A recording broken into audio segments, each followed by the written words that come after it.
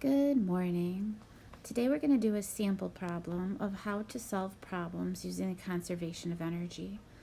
Basically, you know that you're going to use the conservation of energy if you see some sort of action happening where it changes height, it changes speed, something is being activated and released. So what we're going to do here is see that in a roller coaster problem, you always want to go to using energy. And so, given a height, find a speed is a very classic problem where we're going to be looking for energy as a solution. What I have drawn for you here is a roller coaster where the cart is up at the top of the first hill and it's at rest. So that's my initial condition. I put an I there. And then at the final condition, I'm going to say, let's say it's now at the top of hill C and it's moving. Notice the squiggle marks. I'm actually telling you how fast it's moving at location C, and the goal would be to find the height. What's that height above the ground at location C? I want to remind you that roller coasters, when we do them in physics, are going to be perfect and fun and not have any friction, which means that we won't be dissipating any energy during our roller coaster ride. The only place that energy will be dissipated is down here in the braking zone. So that's the only time that we can turn on friction and say, okay, this is the only time we have to dissipate, is at the very end. When you're doing any sort of an energy problem, you should always draw an energy bar chart. And so that's what I have sketched out for you down here. The LOL is an energy bar chart. And the idea is to find two different locations. Initially, I'm at location A, and finally, I'm at location C. And what you're going to do is say the total energy at A has to be the same as the total energy at C due to the law of conservation of energy. So let's start identifying what type of energy we have present. At A, it tells us that the velocity is 0. So that means at A, there's no kinetic energy present. At A, it tells us the height is 30 meters. So that means 30 meters above the ground. They're calling this ground level right here our height of 0. And so because we're above a height of 0, that means we're going to be storing gravitational potential energy. There's no spring being stretched or compressed. And so all of the original energy we've got here, it's all gravitational energy at location A. Because I have gravitational potential energy, I have to include things into my system. And sometimes I write the words for what's included in my system inside the circle here. So I'm going to say that my system is going to be the cart, but the cart itself can't store gravitational energy. It's got to be the cart and the earth working together in order to store that energy. So it's the combo of the two of those that store that gravitational potential energy. Anytime you have gravitational energy, you always have to include the earth in your system. So then we're going to look at our final condition, and we're going to see that in our final condition, the cart is moving, so we will have some kinetic energy. And the cart's also above the ground, so we're also going to have some gravitational energy. If this is drawn to scale, it's going to be less than half as much gravitational energy, because remember that because gravitational energy is directly related to the height, cutting the height in half would give you half as much gravitational energy. I feel like this is closer to being 1/4 as much. I'm not sure exactly, but I know that there's probably going to be more kinetic energy here than gravitational. So all I really need to have present there would be to show that there's both kinetic and gravitational. And what I did was I made sure it added up to 4, because I know that if I start off with 4 bars of energy to begin with, right here, that I need to end up with 4 bars of energy at the end. I also know not to have any dissipated energy because I have this frictionless track all the way until I hit the brakes at the end. So this is what's going to help me set up my equations. I'm going to say that all of my gravitational potential energy stored at A is going to be equal to the kinetic energy that the cart has at C plus the gravitational energy the cart is storing at C.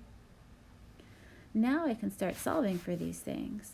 I know that gravitational energy is m times g times delta y at A. I know kinetic energy is going to be 1/2 mass times my speed squared at c. And I can't solve for my gravitational energy at c yet because I don't know my height at c. But that's okay. I do know the mass of the cart is 100. I know that I'm going to use G for homework at 10 and on Mastering Physics 9.8. And that the height above the ground in A is going to be 30 meters. And that's what I plug in as that delta Y. So 3 with 1, 2, 3, 4 zeros. 1, 2, 3, 4 zeros. So I have 30,000 joules of energy at A. That means that these two added together have to add up to 30,000 joules of energy at C.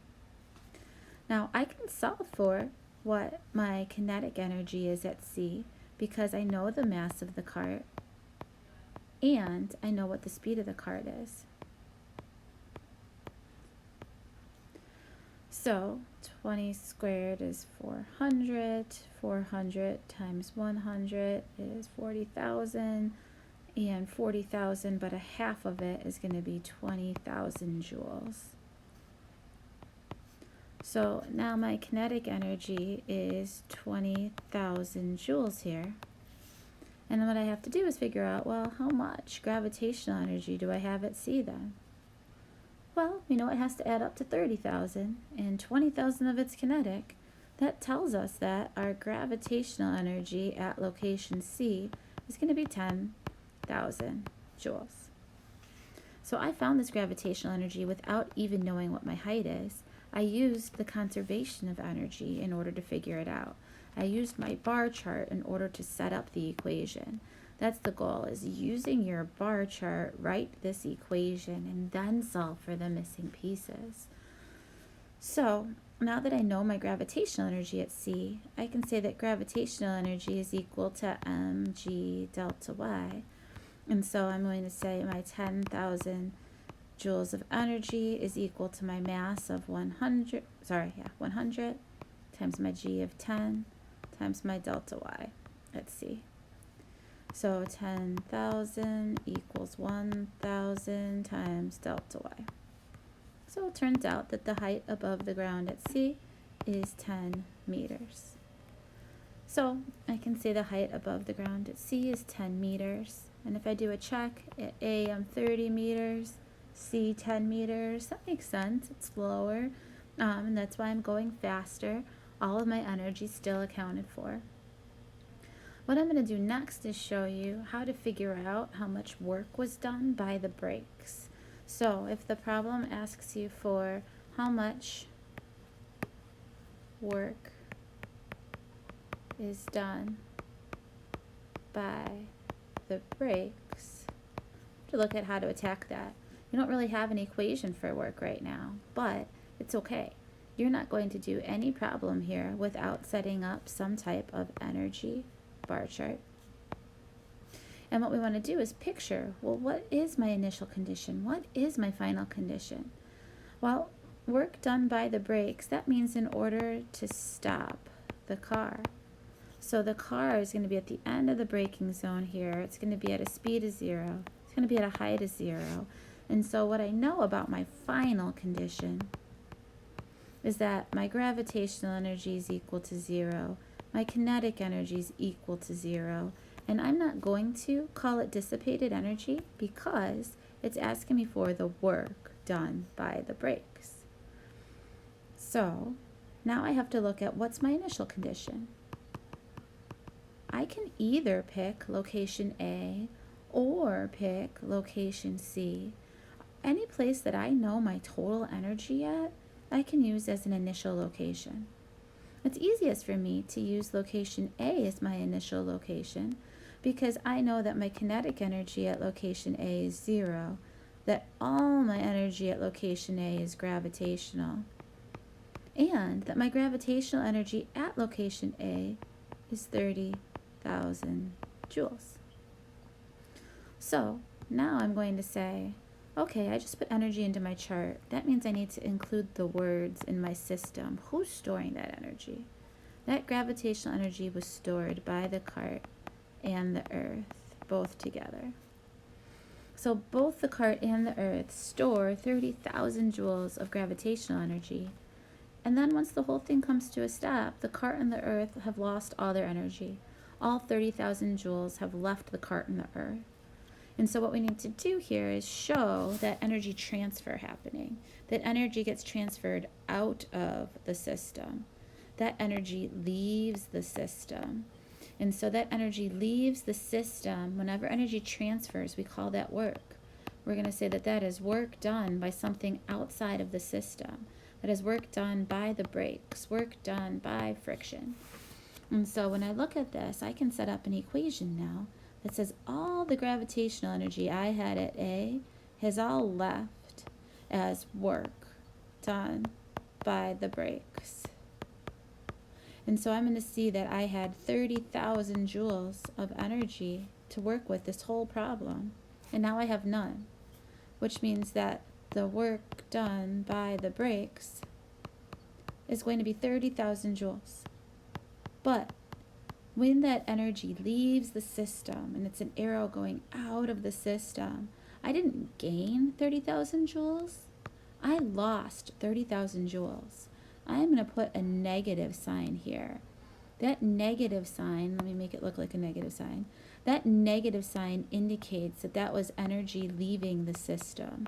That's an energy loss of the system. And so that negative work is because I lost that energy due to friction.